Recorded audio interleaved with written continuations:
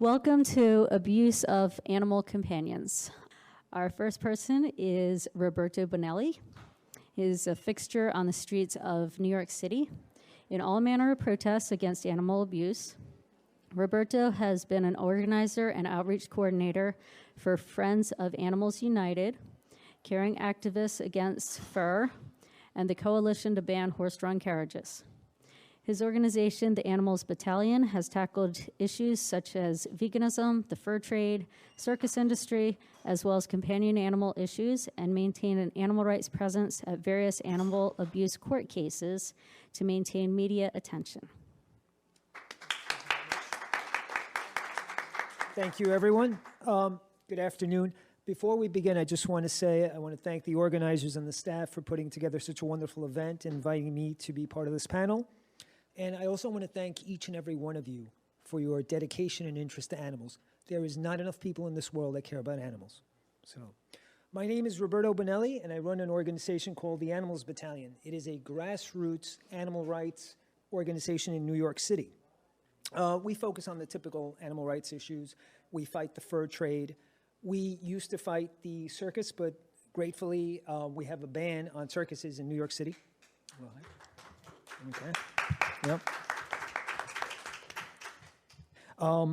We also have done vegan outreach, but we also tend to cover a variety of companion animal issues. And some of the issues that we cover are the dog and cat meat festivals, and we do this in solidarity with a group called KoreanDogs.org, which are Korean Americans that are fighting against the Korean meat trade. We also lobby and advocate to ban declawing. And I'm very happy, we do this with the Paw Project, let me point that out. I'm very happy to say that earlier this week, our governor has finally signed the bill, and so New York is the first state in the country to have banned declawing. Thank you. And we hope that this is going to eventually lead to a nationwide ban. Some of the other issues that we do are community outreach on companion animal issues. That's us during Global Cat Day, where we advocate for TNR, for tolerance of community cats. We tend to work with, that was a Global Cat Day as well. We also tend to work with rescues. Earlier this week, I was at a fundraiser in Long Island for some rescue organizations at a comedy club. So this is basically one of the issues that we do. The other companion animal issue that we focus on is attending animal abuse court cases, and that's what I'm going to be speaking about here today. Before I get into that, I just want to address something. There is unfortunately, sometimes companion animal issues are overlooked by the animal rights movement, and I really object to that because companion animals are our first interaction with the animal kingdom. I'm pretty sure that most animal rights activists started their journey through a very strong bond that they had with their companion animals. These companion animals are members of our family. So to overlook that is just such a wasted opportunity. And it's precisely because we have this close connection, this bond with these animals, that their treatment has to be impeccable. If these animals are abused, we can't just have a monetary fee. There has to be substantial consequences for the abuser. Because in Animals Battalion, one of the things we focus on is the root of the problem is anthropocentrism. We do not fight anthropocentrism when there's no severe penalties for animal abusers. We don't fight the cultural view that animals are just property and that they have no intrinsic value. We don't move forward towards a vegan world if we don't treat those that are closest to us perfectly. And it just makes everything else far more complicated. It's hard to get people to have empathy for the urban wildlife. It's hard to get them to advocate for the squirrels, for the birds. It's hard to get them to understand the plight of the animals that are used in the food industry, the cows, the chicken, the pigs, the fish. It's hard to get them to empathize with animals that they don't see because they're too geographically far away and that possibly are endangered, like whales and rhinos. So no, our movement is an ethical movement. and it needs a strong foundation. And we can't afford to have that foundation weakened, because what happens is it all collapses in on itself, and it opens up problems like cognitive dissonance. And we see this in the conservation movement, where you have people that are killing and saving animals simultaneously. Another point that I want to focus on companion animals, too, is that they are a springboard to a further exploration of animal rights topics. I can tell you that on the dog and cat meat campaigns that we do, we have people that go vegan. I can tell you that when winter comes along and we enter our first season, we are consistently making analogies. We're explaining to people that those fur trims that they have, that Canada Goose, is just a wild counterpart of their dog at home. We explained to people back when we used to have circuses that if you love a cat, you don't pay money to see a big cat get whipped.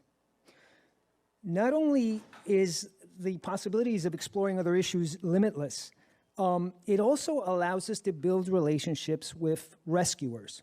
And there's one thing I want to focus in on that. Rescuers are people who have a little bit more proactivity, a little bit more investment, a little bit more sympathy towards animals. I understand that they're not all vegan, but I can tell you my personal experience from having worked both animal rights and animal rescue, that I can get these people to sit down and to listen to me and to start to understand. I can flip them to veganism. And the reason I'm doing it is because I gain their respect. And that is important. It's a lot easier to turn a cat and dog person into a full-blown vegan than it is to take someone who's walking out of a McDonald's. And for the animal rights movement to overlook the companion animal issues, that's a tremendous flaw. So I mentioned going to the courthouse. So what I want to focus on is getting into a courthouse and why you want to attend a court case. Now, a lot of people think that maybe just going to the court and just standing outside with a sign is good. No. As good as that is, you want to go inside the courtroom. And the reason you want to go inside the courtroom is because you want to keep the story of the animal victim and the lack of justice alive. And the way to do that is to maintain an animal presence in the courthouse. And I just want to go through what we did. And again, when I say go into the courthouse, you're not going there to disrupt. You're going there to attend like a member of the public. And I'll show you how you get absorbed into the story and you keep it alive. Now, unfortunately, what happens in cases of abuse is that when an animal is abused severely, it makes the headlines the very first day, and then it's forgotten. And the reason is because the justice system moves painfully slow, and it takes 2 to 3 years to get a victory. So let me give you 2 cases that we attended from start to finish. One of them was Justice for King, the trial of Andre Robinson, the Brooklyn cat kicker. On May 3rd, 2014, Andre Robinson maliciously called a street cat over and kicked him violently, sending him violently flying through the air. The video of the incident was recorded and placed on Facebook. It went viral, and that's why the man was arrested. Now, Robinson was arrested, but it would take a full 3.5 years before the justice system would issue a verdict. Robinson had 8 prior arrests before attacking the cat, including assault with knife point. The trial was further delayed because he served 6 months in Virginia for credit card fraud. The entire year, 2016, was spent in a debate with the appellate court to determine whether he was attempting to injure the cat or it was really injury. So let me give you a few images of, that's TNR. This is Andre Robinson. That's King the cat. Those are some of the news headlines. This happened back in 2014. That's King right there. That gentleman is Chris Scordo. He adopted him. And we were fortunate enough to meet Mr. Scordo at one of the court cases. That's Brooklyn Criminal Court. So these are some of the rescuers in the area. And remember what I said, when we started this case, there were 50 of us in the courtroom. And by the time 3.5 years went by, there's just 5 of us. Because it's tough. It's tough. You have to take a day off from work. It's not easy.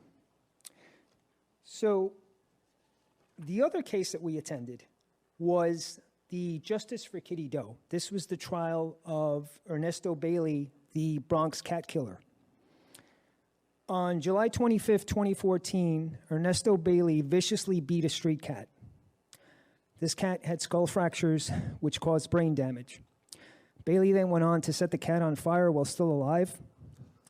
The damage to the body was so severe that the veterinarians could not discern what gender the cat was, as per the district attorney.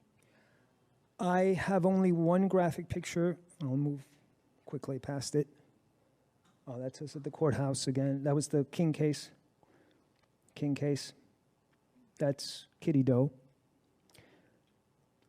We named the cat Kitty Doe. There was an activist who came to every single court case, and she came up with the name, and we all agreed, and we kept the name Kitty Doe.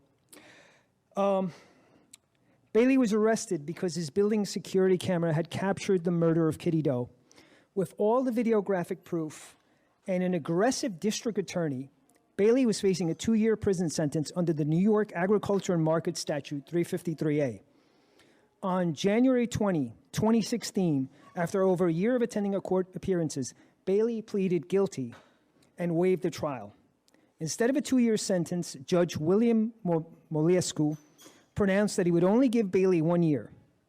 Of that, he only served 9 months, and on September 13, 2016, an unrepentant Bailey was released from jail. So these are some of the images of us attending the Bronx case.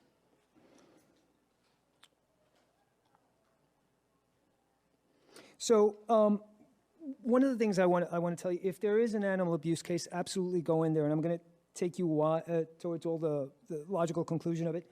The first thing you want to do is post this on social media. And like I said, with the very first case, we had 50 people, and eventually it starts to dwindle down because it's just very difficult to have a day job and try to see justice done. Of great value in these cases are your senior citizen activists, your college students activists, anyone who has a flexible schedule. I was out of the country in 2015 for 2.5 months, and there were some lovely ladies who attended the court cases, took notes, kept the story going. Unfortunately, there is no respect for the public or for the animal defenders. The district attorney really doesn't want to talk to you, doesn't care. They'll only talk to big organizations. We would go to court sometimes, and we would either wait the whole day, or if we got out early, there was only 5 minutes of hushed whispering at the judge's bench, and we had no idea what happened, what was resolved. This went on for 2 or 3 years. With King, it was 3.5 years. I strongly suggest that if you do go to court, you take a book, because it is the most mind-numbing process of all. You also want to take down a notebook, because no one gives you any information whatsoever about what's going on. So we all know that animal issues don't receive news coverage. And one of the ways that we created that coverage was we had a color scheme. You can't see it in most of the, this was from a blog, by the way. We either wore blue or an image of the animal on us, and that's one of the ways that we identified itself. The great thing about this was when we walked into the courtroom, the judge, the bailiff, the defense attorney, the best reaction was the defense attorney, would notice us. We started to become a part of the story, the animal rights presence. We also did another thing. We befriended the reporters. And this was a great move, because now you become part of the story. They go up to the animal rights activists and they ask them for their opinion. This is far more valuable than an editorial reply. This makes the story more interesting to the reporters. The only caveat I have is that you have to make sure that the person that speaks is someone who's well-versed and knowledgeable on the issue. That's the only thing. Some observations I want to point out. The 2 years is a slap in the wrist. We are trying to get the Department of Health, we're trying to get this moved from the Department of Health to a separate animal protection division in New York City. One of the reasons that you want to go to court and you want to get quoted and you want to build a relationship with the reporters is because you then have to follow the next step, which is to contact your legislator. Find anybody who is animal friendly. If you cannot find an animal friendly legislator, look for a legislator that is tough on crime and mention the connection between animal abuse and psychopathic behavior. You now are someone who's an animal rights campaigner. You've been quoted in the paper. This is your opportunity to get an audience. It's your opportunity to move forward and create some change. Quick observations on, I could write a book about this. Some observations on the animal abuse registry. The one we have in New York does not work. It is basically just something that an adopter can use to look up a person to see if they have any priors. What you find out is if they stay on the registry for 5 years after release, 10 years for a subsequent crime. Here's the problem. What if you're not a rescuer? What if you're just an average person, an average companion animal guardian? You have a right to know that you might be living next to a very dangerous individual. Whether your animals are protected or not, whether you let them out of the house or not, you have every right to know that there's a danger out there. The registries have to work like sex offender registries. They can't just be tools for the rescuers. I'm going to briefly just go by. Neither Robinson nor Bailey are listed on the registry, and I have contacted the DA. I just want to tell you one thing. If you do have the opportunity to go to a court, please go. It honors the memory of the victim. It helps create social media content. It gives you a platform. It gives you an entryway to talk to legislators. We have to show people that we're not going to tolerate animal abuse. And if you want further information on the cases I went to, we have a page. If you do make a page for an animal victim, please keep populating it. Don't just leave it alone after the verdict is resolved. It's like a tombstone that nobody visits. I post information on animal abuse, but I also post, things that rescues need. And I just want to say I wish you the best of success in your endeavors to help animals. Thank you.